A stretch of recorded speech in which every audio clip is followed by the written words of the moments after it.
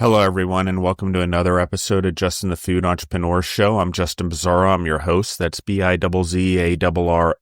For anyone who's out there trying to find us, you can find us on Instagram at Justin the Food Entrepreneurs. You can find me personally on Instagram at Justin Bizzarro, or Facebook, again, 2Zs, 2Rs.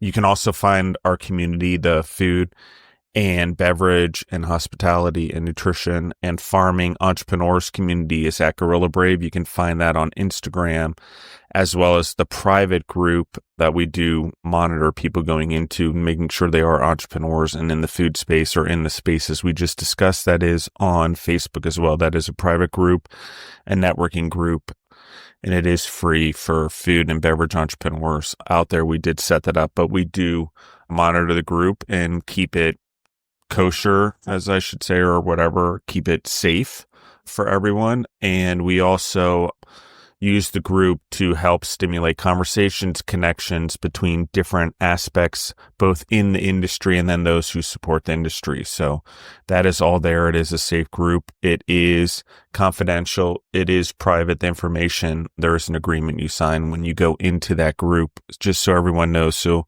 we try to protect the information of the entrepreneurs. With that being said, I have Izzeldin from Old City, Jerusalem, back with us. How are you doing today from Sacred Cuisine? How are you doing? I'm doing great, Justin. It's What been about you? What are you two doing with? plus years since we've talked on this show, right? It was like Christmas, Wow. New Year's, something like that, a long time ago, 2 years Yeah, ago. very long time ago. Yeah. Time fly by. So let's talk about your business again. Let's talk about your journey a little bit. Let's talk about the formation of Sacred Cuisine and you as well, because it's changed quite a bit over the last 2 years, I think, and life has probably changed for you. So let's go back to the beginning. Let's touch on your story a little bit. Everyone in the audience can go back and listen to those original episodes, but I would love to just touch on it again if you don't mind.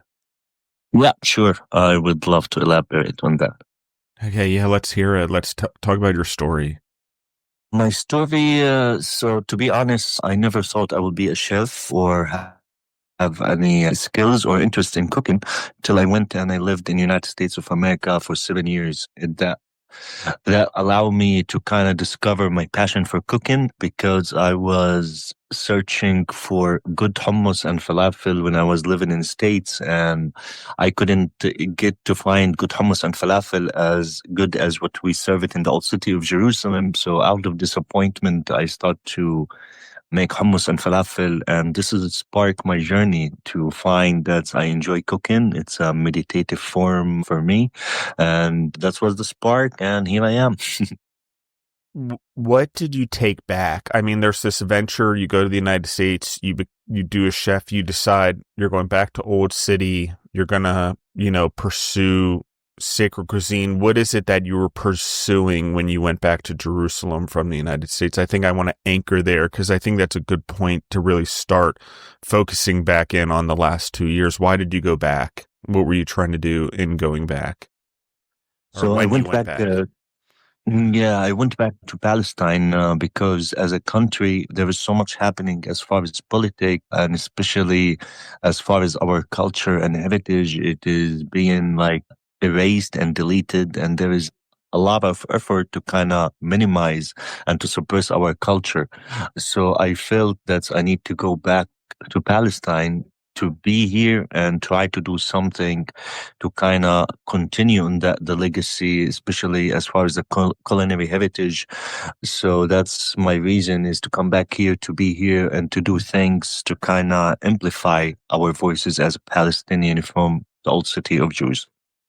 Yeah, I'm gonna take a freedom here for at least the Western population. There are many, many, many Palestinians in the United States that are entrepreneurs that have created businesses here, no different than in Palestine itself, and no different than other groups have immigrated or migrated here. We have Palestinians who are here who have family members still in Palestine that are Americans. I think we often forget that as Americans, and I'm opening up a can of worms here, but part of the cuisine and preserving a culture is through food. Through food lasts the falling of empires. How do I know? Look at pizza. Italians built pizza and it's last every fall of their empire or their country ever. Mm-hmm. Spaghetti, no different. And we can mock macaroni noodles, but the original noodles, like they've still lasted all the way back from when China created them as an empire, as a dynasty. So one of the things I just want to emphasize for everyone, I think we often get so caught up in ideologies, and I'm a religious person. I believe in God, but I don't believe in God that causes us differences if he created us all, right? That doesn't quite make a lot of sense to everyone. And so what I do believe in is that we all are given abilities to fight battles spiritually that we need to fight in life for a greater purpose universally. And in this case, for Izzeldin, I'm mispronouncing it and I apologize a little bit. I'm mispronouncing a little bit. I'm apologizing a lot, I should say. But the thing about it is we have the goals and we have the ability to push on. We're given it. And usually in society, guys, when there's a David versus Goliath situation, there is a situation where the smaller party is having to maneuver because the bigger one has more technology, more advancement. I mean, David threw a rock. Goliath was an armored infantry giant. We know the difference in their skills. We're talking no different here. To preserve, to help what is going on here, to help not erase a culture, help not erase things that we just blatantly choose to ignore. Okay. On one hand, we save one country from being annihilated by another country, and we go to war to protect it. But on the other hand, we do the opposite as a country, as America. That's called hypocrite. That's being a hypocrite. Exactly. Okay. If the morals and the ethics that we stick up for is human rights and preserving the world around us in peace, then that's not what we're doing. We're being a hypocrite. So, and I love America and I love all the changes administratively and economically and those things. But at the end of the day, as Americans, as humans, are we being hypocrites? Because it is, as an Italian American, as my family that's come from oppressed situations at a time to end up in America to build the dream that I have. It is a thought for everyone that we really, before we jump, we need to examine. And before we jump on what the news or what everyone else is telling us to do, we are called to discernment by almost all religions. We are to discern our way through life for truth, whatever that calls us to. So I encourage everyone as we talk about this. And one of the things I love about Izzeldin is he knows that he has a purpose in preserving the culture. And what's funny about all of it is there's huge amounts of Palestinian culture that is already involved in the world. As we know, we talk about hummus and the way that it's done. We've talked about other things now. Are they done well? No. Could they be done better? Yeah. Does that mean embracing a culture? Yes. So Izzeldin, I wanted to anchor that for everyone just because I think it is important just by what's going on. But as a food entrepreneur, our battles in life, we deal with them differently. We don't go to war in the same way. Our purpose, our calling sometimes can be greater than that. It's not giving our life, it's giving our entire life, right? Mm-hmm. Correct. So let's talk about your venture. You go back to Palestine, you're trying to expose people to the food because everyone eats. It is a common ground. It's how we break bread ultimately. So let's go there. Yeah. Talk to me about when you get back to Palestine, how do you start building a business? How do you start getting your feet wet? How do you start making sure people find you? So, to be honest, it took me some thought to kind of come up with the idea of Sacred Cuisine as pop-up concept, but I didn't have it like right away as I arrived the country. I came back here knowing I want to do something with food, but I was thinking to open a restaurant.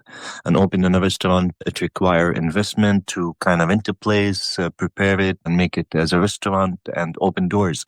So going around and checking places and such, I found this process would be very costly and I don't have the investment to go for it. So out of uh, out of this situation, which is I didn't have the investment money to open a restaurant, I start to see how can I maneuver and what can I do with the resources I have. And from there, the idea of a pop-up kitchen came up into my mind to see some people doing it around the world. And I was like, okay, I don't need location. And this is will give me opportunity to be in different places, different cities, even different countries.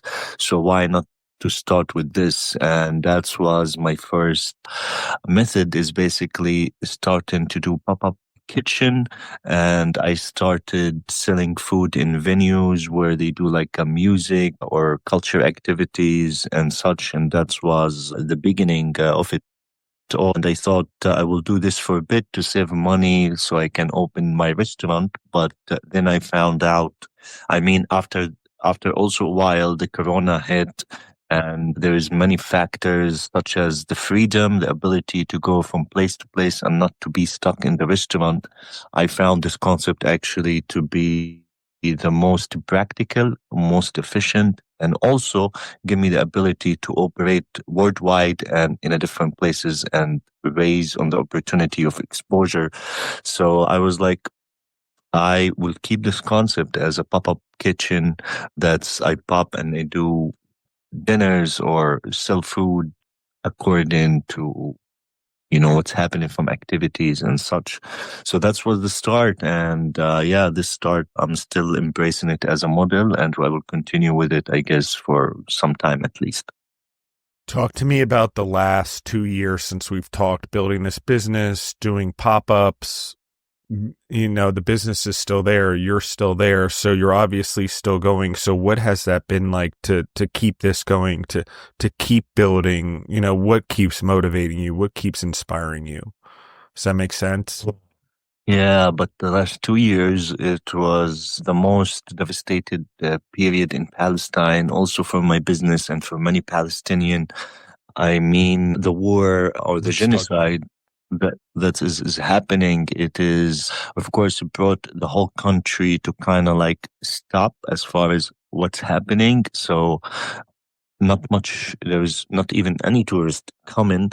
All the activities been delayed. There is no room for celebrating and enjoying and have fun. So the work kind of went down for everybody, and also for me as well, where it is like 90% of the work is gone. So you are left like with 10% if you are even lucky.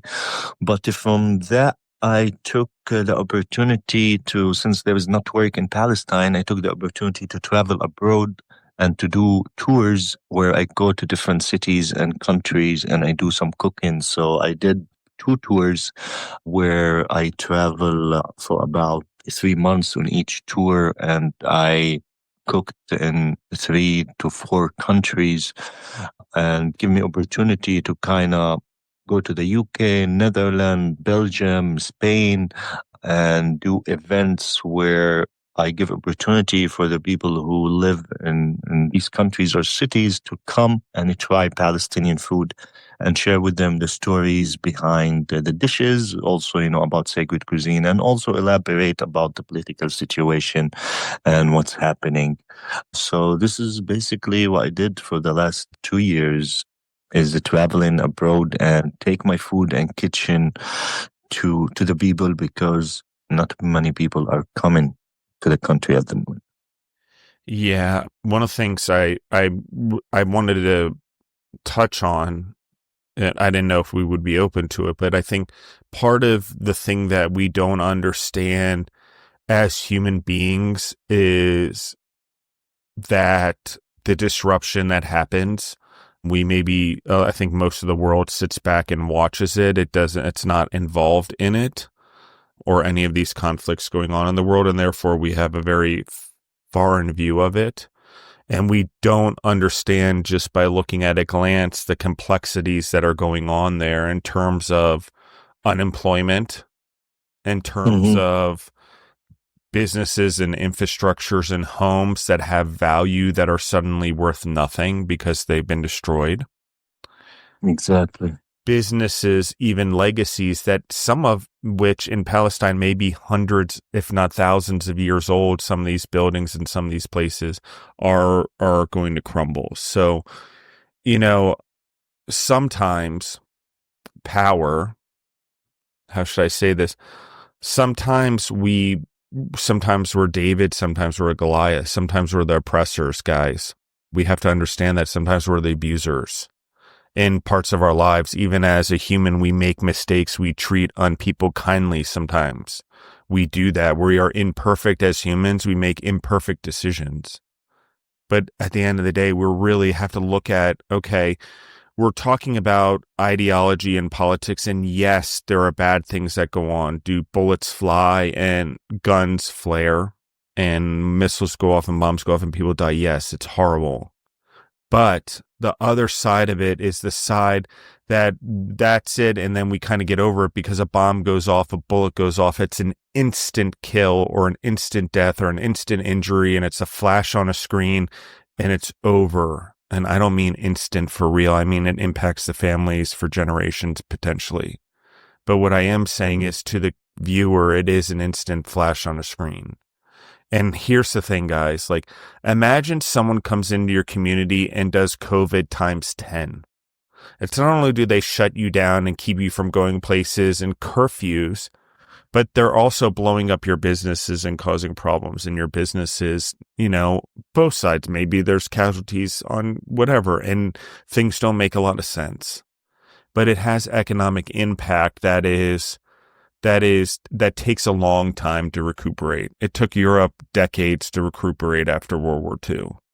It takes time, and what's going on right now, guys, in a way is just sad, And if we support anything other than peace or the preservation of culture and humanity, then we're not doing what we're supposed to be doing as humans. I just want to emphasize all that. I understand war, and it is necessary sometimes, believe me. I get it. But I also understand that we as humans have the ability overall to change things. So I honestly hope that a new generation can do it different than we did when it comes to these things. For sure. Because I don't think we've handled it properly. And listen, guys, some of the best food in the world comes out of Palestine.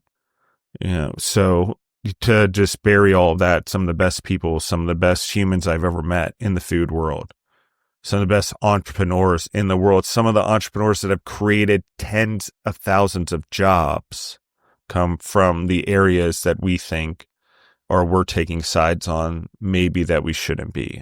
So I want everyone to just understand there's future humans born into the world that have great impact, that we are not needlessly or unnecessarily warring out of existence.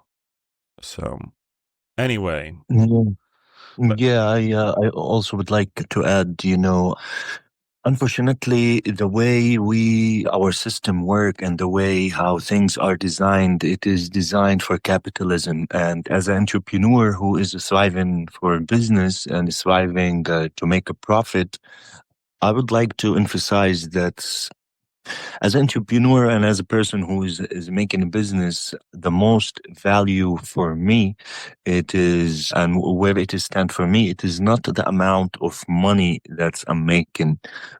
I think what it is important, the value that is being created over here.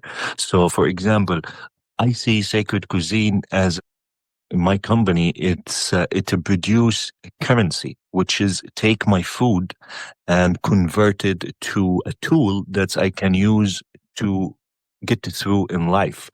And for me, this is most important. It is the work I do and the impact that I'm doing and how this has raised the value of the company. It is not the amount of money that we are making, because as a human who I see how this word rotate.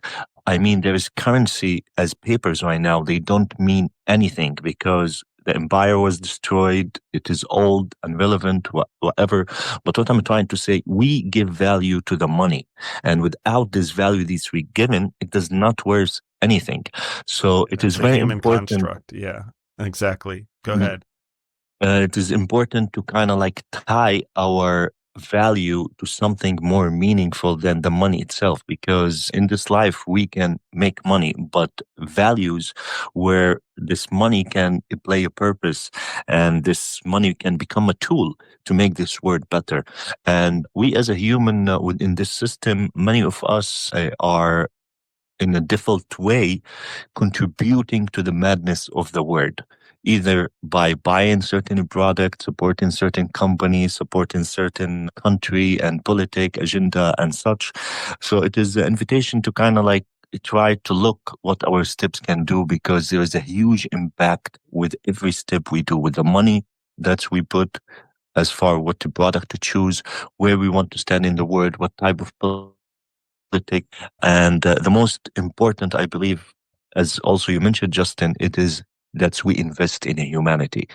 And that's, I feel it will help us to reroute and figure out how we can be more effective when we take this path. It is a process of learning and a journey, but when we take it, it starts to show us how we can be even more effective. So this is my invite to all, also to myself. Yeah, and one of the things about entrepreneurism, as well as culinary business, humans, proprietors, whatever you want to call us, entrepreneurs in general, we do have impact, guys.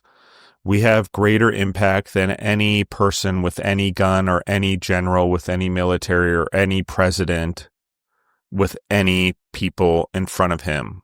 And like, yes, I'm being serious. Yes.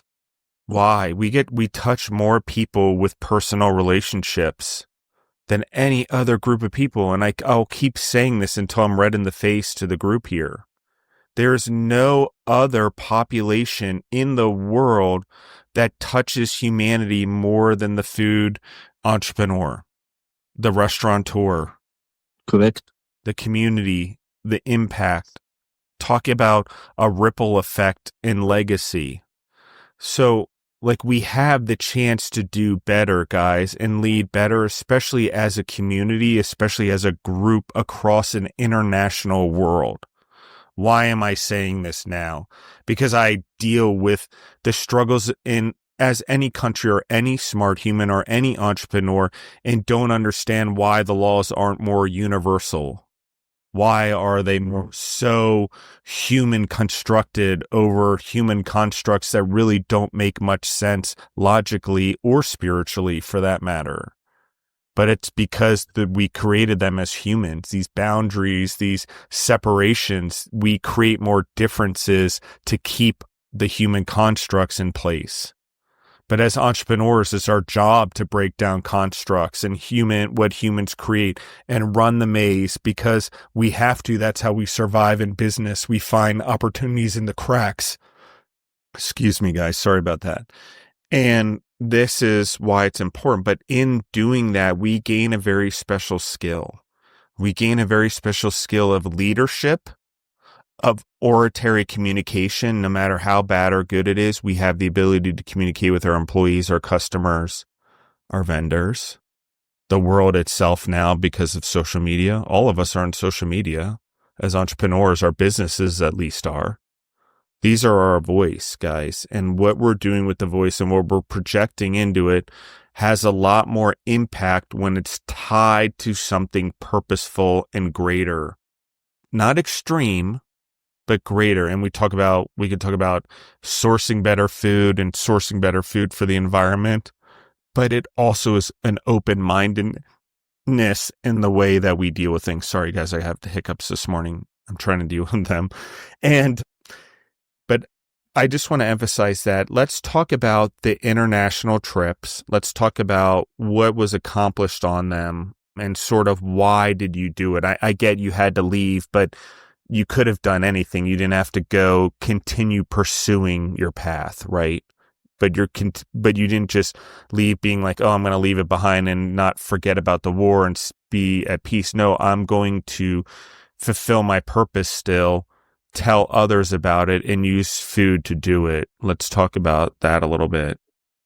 Yeah, as the country is going through a very hard time, as also my people, Palestinian, our struggle, our voice, it has been misrepresented as such.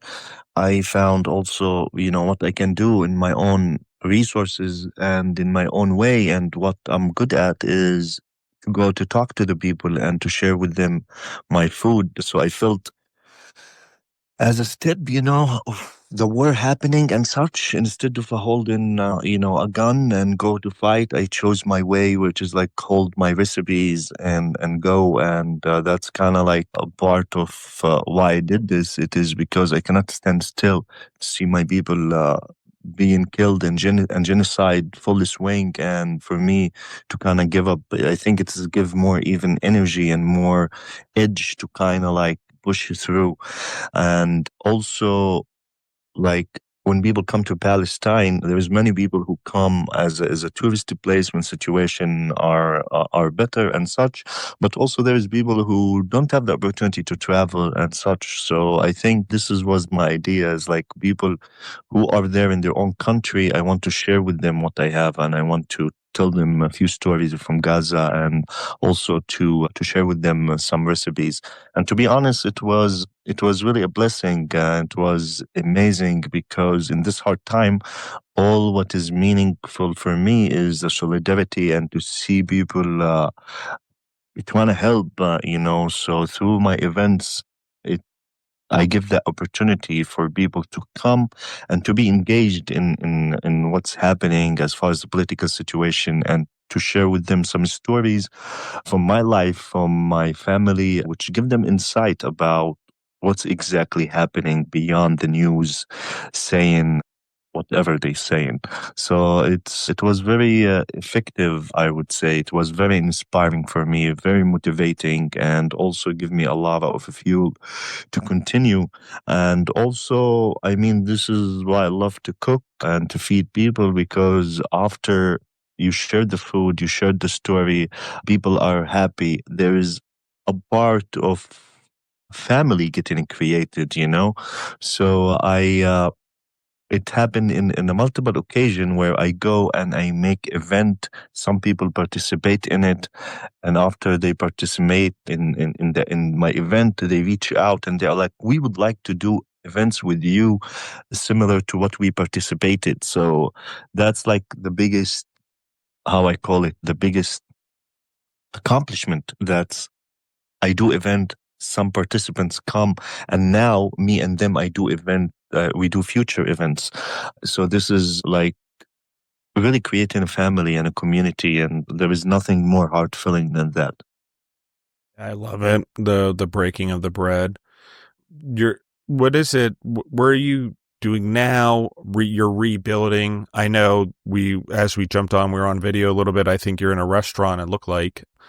What is it that you're doing now? Where are you continuing this journey? Or are you back in Palestine? Let's talk about that a little bit. I came back to Palestine in October, and I've been here since, and I'm preparing for another trip in the summer to go back to the UK and Europe. But right now, it's taking the opportunity to kind of prepare for some projects that is have to do with the cookbook and content and some planning for future opportunity. So this is what's happening right now. Is like it is more focusing on the content, recipes, and such. So some cooking happening, even it is not for people, but it is will be hopefully in a recipe where people can cook it and do it themselves. So a lot of internal, let's say, a lot of internal work happening in the kitchen. from the standpoint of where, like, introducing the food to someone or a group of people, like, how do you start the introduction? Let's say no one's ever had Palestinian food before. You're in London, for example. How do you introduce it to them? What foods do you use? What do you cook? Let's talk about that. How do you, like, truly introduce Palestinian food to someone and a palate that's never had it before? So every trip I do, I come up with a menu or few, and I share this menu in different cities and in all the places I go on this tour. And this menu is chosen to be some of the highlight of the Palestinian cuisine, which is like famous dishes, as well something I can replicate abroad without being unable to find certain ingredient or such. So it's a part of practicality, part of most famous dishes in the Palestinian cuisine. And another compound which I use is dishes that have a story. So in our cuisine, we have some dishes, they have a story, and sometimes the story go back thousands of years or 800 years or such. So this is how I choose my menu. So for example, one of my first menu was makhlouba, which is a makhlouba. It's a dish made with rice and fried vegetables, and it is the most famous dish we have because we flip it upside down. It look like a cake. It's have a show part of it as well. It's have a story where the new name of the dish was changed about 800 years ago. So this is was one of the menu, and of course it's come with the side salads and a dessert. And the other menu I also used is a menu that's for dishes coming from Gaza, since Gaza it is the focus of where everything is happening as far as the genocide and such. So I wanted to kind of like talk about the dishes that they come over there and what they mean to me, because some of them were cooked by my grandmother in Gaza and I tried them in Gaza. So it is like in a way also extend the experience that I had even as a child to the people. So in uh, when they come to my event in their participation, basically I'll be able to tell them the story of how I got to learn the dish or what's the story behind the dish, but also to taste it. So this is kind of how I choose my menu and how I combine different elements to kind of make it effective and at the same time interactive and as well delicious, of course. Yeah. I love this. I love the story that goes along with it and how long it's been around. I think these are some of the things that, you know, that are important that we don't want to lose culturally. Things, guys, that food that exists in the world that is just so amazing. You have to try it. Number one. Number two, we just don't want to lose it. I think that's a very important thing. That's why I think what Izzeldin is doing is so important. He's showing the world and breaking bread with the world and doing it in a way that's very important. I'm going to just anchor something for everyone also Mhm. as a theologian, as someone that's studied, in this case, the Bible and other religions and particularly, but from a standpoint of the Jewish people, they wandered the desert in the Old Testament with Moses. Just let's anchor this.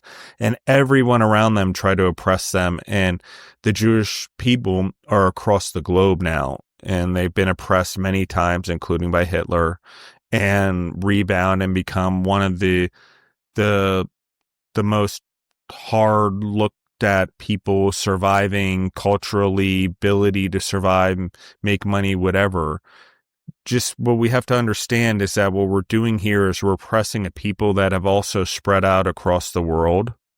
And by people, I mean humans just like us. But in this case, Palestine's being impressed, the Palestinians. This just makes their culture stronger across the world. When we put them in darkness is when they are the greatest. And I don't mean this in a bad way that, oh, this is a great thing. But what I am saying is that what happens in these situations when cultures have been around thousands of years and they understand that the war is actually fought in love and peace and breaking bread and spreading the word of what they do, and doing that, you can't break that. I'm sorry. There is no such thing as wiping it out. There is no such thing as not belonging to those places that have been there for thousands of years as part of their culture compounded into them. Even if it's human constructs or not, this is part of their culture, their food, their livelihood. Sometimes these businesses or these markets or these things in these families or recipes have been passed down thousands of years. There's not a broken history there the same way there is around the world. Yeah. So, like, when it comes to food, one of the things that I like talking about is what are we really fighting over ultimately? Because ultimately, at the end of the day, all we really need is food. Okay, water, air. Okay, safe place to raise families, to do our thing. And I know everyone's like, oh, we need governments to protect us. In the long run, I hope that we use maybe a more planet wiseness or system or universal to, yes, do we have our disagreements? Yes, can humans be greedy? Yes, can humans be imperfect and full of sin? Yes, of course. But as a whole, humanity, we understand that we have imperfections as humans, and it doesn't classify a whole group of humans. Mm-hmm. So we need to just stay within that. And an imperfect human doesn't give another imperfect human the excuse to do horrible things in the name of imperfection. Okay. Like that's probably a lot for everyone to understand. But what we're talking about is on universal decisions. We're living by the laws and the opinions and the egos of ourselves when we do things like this. And yes, do we need to be more universal? Yes, of course. And do we need to fight back when we're being oppressed? Yes. Okay. Absolutely. And there are different ways to do it. Some people would say love, love, love. Others would say spread the word. Knowledge is power. Don't export things, videos. While the news brings us there, we don't see the part that matters. And if you're an entrepreneur on the show, the part that matters is if your business was disrupted by these things and you were living there and you were an entrepreneur, how would we feel in those circumstances? What would our opinion be then? What if we were just trying to run our business and raise a family? Think about it. What if our family had been there tens of thousands of years, potentially? We don't know, but we definitely know it's been the last hundreds, maybe 1,000. What would you do? What if it were your business that had been passed down for generations? What if that weight was on you? It's not just business. Exactly. It's not just ideology, guys. It's family. It's legacies. It's the future. It's these businesses that you think it's hard to start a business, and be alive for 3 years. Try starting a business and being around for hundreds of years. We can't fathom that in most Western countries because we aren't even hundreds of years old. But that's the truth. This is the truth. The weight of that. Imagine it as a man. You're carrying the weight of your legacy of your family for generations, for the past and the future. Not just now, not just in this instant, not just in a blink of an eye that we often so are focused on Westernly. As our countries live on, if they do live on, our grandchildren, great-grandchildren, 10 generations down, if we're still in the place or still in the United States or in Mexico or in Canada, wherever it is, they're going to be dealing with things like this. There's generational pressure and legacy that needs to exist. And the reason the family still lives on and has its name and has its businesses is because of these high standards, ethical and moral. Whether we disagree or agree ideology on the little micro principles, we're talking about universal law here, guys. The growth of humans in the world around us. Okay, so that's really what legacy is. How did they stay around also? Those businesses stayed around for generations in places like this. food stayed around for generations in places like this because they had strong culture and they have strong ties to it.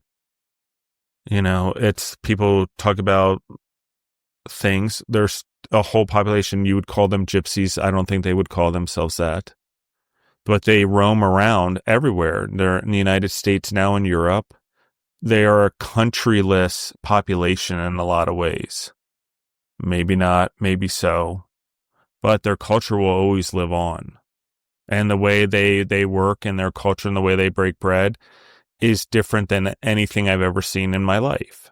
But there's a lot of things that I've said that about, and it's expand my horizon and my growth. Did I ever think I would eat with my hand, Bengali food and Indian food? No, I didn't even know that people ate with their hands at a time. But, do I have a better understanding of Bangladesh and India and Pakistan and that part of the world because I broke bread and ate a lot with humans from those places? Yeah, that's what we're talking about here. I have a greater understanding of the world and guess what, guys? We create more differences because we don't want the world to know how much we're alike. Mm-hmm. Because when we're different, it gives us leverage to push our agendas as imperfect, greedy humans. Just saying. So, Izzeldin, as you move forward in Europe and stuff like that, are you going to continue to do the food tours? Do you hope to eventually have a restaurant back in Palestine? I mean, if you could tell us your deepest, darkest desires, obviously it would be peace for you and the humans that matter to you and your culture. But also for you, how does this go on? Is it in Palestine or is it this something that is your calling? It's almost like you're a missionary. I don't know a different word for it, but you're on mission using food as your vehicle, as your proverbial language to go speak to people and spread the word. So, I mean, that's a powerful purpose. Yeah, exactly. Food tours, I still do them here and there. The last, since the ceasefire happened, there was a bit more of activities. So it's been since 2 years. This month, it was the first month that I operate more than two food tour in 1 month, which is great. But, also with everything happening, and to see how the world is behaving and, everything have to do with and war and such, it's emphasized even make the duty much greater than what even I started with. So definitely, with everything happening, it gave me more fuel, more dedication, and also it create and it brought to birth some ideas and some way of being that I want to use to kind of push on my journey and to continue. But I mean, whatever purpose I had before, now it's kind of like double up with everything is happening. I mean, in Gaza, 100,000 people are since October, 2 years, been killed and such. So it is like how many voices of people that they want to be able to share what's happened to them. So I feel this is becoming on us as a duty as a Palestinian who are alive and surviving. So definitely it come with a greater responsibility and dedication, which is not easy. Also, it is very harsh and very intense. So, but what's good about it, as far as business, as far as motivation, as far as entrepreneuring, it really push you to the edge and give you more fuel to continue, which is you cannot have this fuel just by everything happening as it is. You will have motivation and such, but for that degree, I mean, with this catastrophe, that's the only thing I can take out of it in a positive way, where I can change it into something positive to kind of push me more and to remind myself there is a lot of Palestinian kids lost their life in the last 2 years, and it is on me to carry some of their voices. I want to mention something. It is not related to the food, but it is can also give insight to people around the globe. There is a story that I shared from my experience in living into Gaza, and this story, it was about me taking my sister cat from Jerusalem to Gaza on her wedding day, to kind of surprise her with her cat in Gaza, because she moved from Jerusalem to Gaza. And this has happened in 2009, 2008. But which is, if you leave Jerusalem, it's very hard to come back. So I want her to have her cat.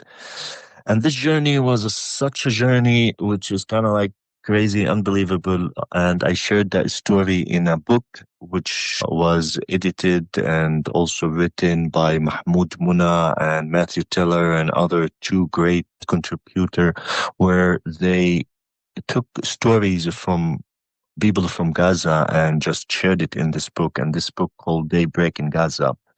And over there, I shared the story of me taking just a cat from city to city, where it's very normal, people even doing it from country to country. But I mean, when you come to do it in Gaza, and with the Israeli occupation, it's just a story that this story became very popular, and it is have a mix of funny, crazy, and also emotional, which the story became one of the most famous story in the book.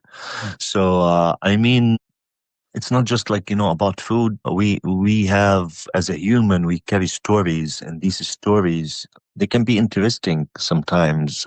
And to share this story with the world, I feel that even in my work, the most important part of my work is sharing stories, because I believe, as what my father told me once, storytelling is one of the most powerful way of taking a message and also taking a story and share it with others, because everybody can say his opinion or put some educational fact, some real facts, but the story, it's a story of a person and certain experience happen at certain time, and that's usually stick to people's mind more than anything.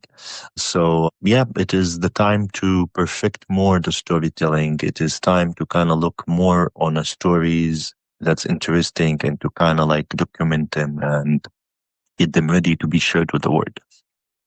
Yeah, I love it. Could you repeat the name of the book one more time for us? Daybreak in Gaza. Exactly. Okay, perfect. Where can they find you online, Izzeldin? Where can they find Sacred Cuisine? How can they reach out to you? How can they contact you? Anything like that? I have a website, which is sacredcuisine.com. There is between sacred and cuisine like minus. Yeah, apostrophe. What is it called? Dash. Sorry, a dash. Yeah, I don't know exactly how I say it in English, but I also can be reached out on Instagram as Sacred Cuisine, one word, also Facebook, and also my WhatsApp, where can be found also on my Instagram and website and such. And people can reach me on any of these means, and I'll be happy to hear from anybody. Yeah, I love it. Thank you for coming on the show today, Izzeldin. I really appreciate your time and talking about all of this. I'm going to ask one more question. Talk to me about mentors, people that have invested you in life, that gave you this, because this is a very special thing that you have here, this mission that you're on, the gifts you were given, the skills to do it. Talk to me about like individuals that maybe have really had an impact on you so that you can have an impact on others. Uh, to be honest, first of all, as I mentioned, my father, bless his soul, he was a very good speaker and very good storyteller. So this is, I feel it's my asset where I take in culinary even and anywhere else. And that's a play a big role to kind of take the same approach of storytelling and be a good speaker. So that's a big inspiration come from my father, bless his soul. And to be honest, as far as culinary and as far as cooking, I just always think of the mothers, my grandmothers, and others who they cook and feed their family out of love. And that is as an act, if we really start to comprehend the effort that our family take to cook for us and feed us for no return whatsoever. And maybe you tell them thank you, it was delicious, but I mean, we are not paying them any of this. And most of these dishes are even more tastier than any best chef in the world, because these mothers growing to learn this recipe and perfect it with time from generation to generation. So these always been my inspiration as far as culinary, and many other chefs also. Anthony Bourdain, bless his soul, he just show us the way how to share the stories from food, and how the culture, the culinary heritage, everywhere it is rich and there is something to share. And also, to be honest, I got the opportunity to meet Jimmy Oliver as a chef, and got to know him and see him working and doing what he do. And that's a huge inspiration gift to me, to see one person he made a lot of people fall in love with cooking. He simplified things for them. He brought them closer to the kitchen, where people are intimidated to go into the kitchen, because usually the chefs, they want to play it like so professional, so complex, so a lot of skills, and that scare people. So to see Jimmy Oliver doing it in a way the opposite, which he bring people closer to cooking. And I mean, look at the selection of cookbook he released in his journey. And wherever I go, man, like wherever I go into any country, any city, I see his cooking book at homes and such. And that is very powerful, to see how much this person inspire many people to cook. So that's a big inspiration for me, to kind of like, try to do that, try to inspire people to jump into the kitchen as far as Palestinian cuisine and such.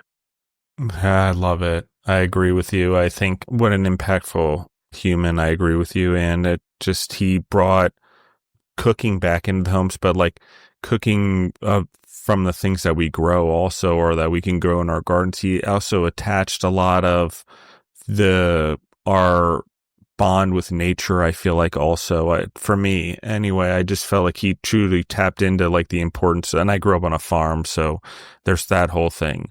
But I understand the, growing of the vegetables and eating from the land and cooking that food. But I also understand just having culinary skills in general and cooking in your homes instead of eating out all the time. I think there's just so much heart in that, and what he did there, and bringing that importance back into many homes across the world. I agree with you. His impact is cool, and it had an impact on American schools for a while. I think we lost it during COVID, but he helped American schools really focus on health for a long time for our kids.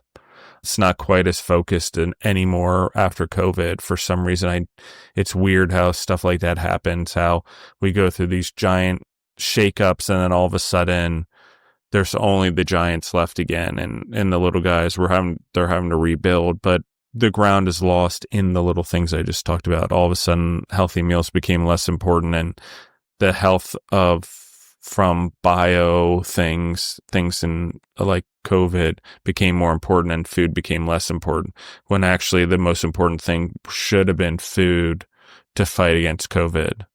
Just saying. Pack it full of minerals and nutrients and healthy food, you're going to stand a better chance against anything in life. So on that note, Yes. Thank you, Izzeldin. Wow. What a great thing that you're doing, man. I appreciate it. And what a powerful purpose that's been instilled inside of you. That, God's given you. It's really amazing. Thank you so much, man. I really appreciate it. Thanks all for what you do also, and trying to inspire people, especially in the entrepreneur world. And it is amazing, because like many of these companies are huge right now. They started by dream, and they were individual, and now they are a huge entity. So that being said, thank you for all the work you do, and helping and inspiring people to jump into their skills and carry on and bring something beautiful to the world. So thank you for the call, man, and thank you for all you do. And I really appreciate putting me on the podcast. Yeah, absolutely. Thank you guys and everyone for listening in. I love you guys. Share, like, follow Sacred Cuisine. You can find them on Instagram. That's how I originally started talking to Izzeldin, I think now 2+ years ago. It's been over 2 years. But that's follow it, see what he's doing. It's amazing. It's some of my favorite things. I like when entrepreneurs go out and they spread their purpose through food and they use food as a vehicle. It's one of my favorite things to watch because that's what it is for me too. Food was something I learned and became great at and then scaled businesses in. And then now it's the vehicle by which I do something greater, so that's just also for everyone to think about here. Like, as entrepreneurs in the food and beverage world and our legacies and our impact, sometimes things don't always go the way we want, but they steer us in a direction to have the most impact or influence in a good way. I could have helped thousands of people, tens of thousands, maybe hundreds of thousands through businesses that I had. But now I help way more than that through a podcast. And now it hits way more people around the world. Would I be all in to the podcast if I still had those businesses that I built over 24 years with my family, with friends, with other business partners? Yeah, I wouldn't. I don't know if I'd do this. I don't know if I'd had the time to release an episode every other day. So sometimes we are guided in those directions. And does it take catastrophe or losing identity or bad things sometimes for us to rise, for us to help rise all the water so all the boats rise? Yeah, it sometimes does. But we have to embrace it, and it sucks, and we have to understand that during that time we are also being forged and created and repurposed, and that's okay. We don't have control over everything and not all of our circumstances, but we do have control over how we react to it. And we do have control over what we do and how we react in love and spreading goodness and spreading the stories to give better perspective. Because that's important. It's needed. It's the way things have spread. It's missionary work. It goes without weapon. But it is what we do as entrepreneurs. We spread love, kindness, if we choose to, in our work, in our food, just as Izzeldin said, the importance of making food out of love. Even if we are making money, that is still the important thing. Why? It is the most important thing to the nourishment of a human. Most important. All the love in the world, it is also through food. Why? Because without food, we cannot live. I want everyone to just think about that for a little bit. Okay. So that's why cultures go on. That's why life goes on. It's more than anything we could ever understand because it exists in the energy that exists in the world around us, not in just us. That includes food. That includes culture. That includes things that aren't human constructs, that are unexplainable, that are just, I understand when my cat needs to be fed. The cat's not talking to me. Cat's not doing anything that a human should hear, but the cat is communicating. The cat's voice is being heard that it needs to be fed. Since we used a cat in this show, I'll use that as an example. We know. How do we know? We read the energy. And if we stop for a second and just have some silence in our lives, silence, and listen to the energy, God really speaking through us, it will give us a purpose to do what we need to do for the betterment of ourselves and of humanity and of the universal world that we go to next, whatever that is. For me, it's heaven. Hopefully, I'm doing my part, but I don't know. Okay. I have faith and trust, and my faith and trust leads me to do things out of love. Okay. So that's where food is for me. It matters greatly. It is something I don't wipe out. I think as a growing population of humans, we need to figure out how to grow food together in unison with nature. And we need to start to really just figure out things. I know it's hard, and I know territories and land matters, because it does. But we also need to realize that we have greater things coming. And the sooner we can come together here, feed ourselves properly, grow our minds properly through proper nutrition and food, the more places we have to go, and we can stop just fighting over the ones here. It's kind of a crazy thought. Yes, what I'm saying is we do need to grow. We need to spread. We need to conquer. We need to master the world around us in a way of a master-teacher relationship. Let us also be taught by the world around us to master and be in one with it. Sounds crazy, I know, a little hippie if you're American, but that's not what I mean. What I mean is that in everything we do, and how we do one thing is how we do everything. And that's where Izzeldin's purpose comes in. His purpose, everything he does, is anchored in love and in his missionary pursuit of spreading the stories to help his cultures, because that's how it lives on. That's how the voices of those that can't speak anymore live on in that energy. So thank you, Izzeldin, again. I really appreciate your time calling over here in the middle of the afternoon over here. You got me up today, so I'm cooking already this morning, guys. It's like 7:10 a.m. We got started at 6. I'm moving. I feel good. I feel I'm fulfilling my purpose today with having you on the show. So thank you. Thank you, man. Have a good day. Thank you, you too. And again, I love all of you guys in the audience, and we are out.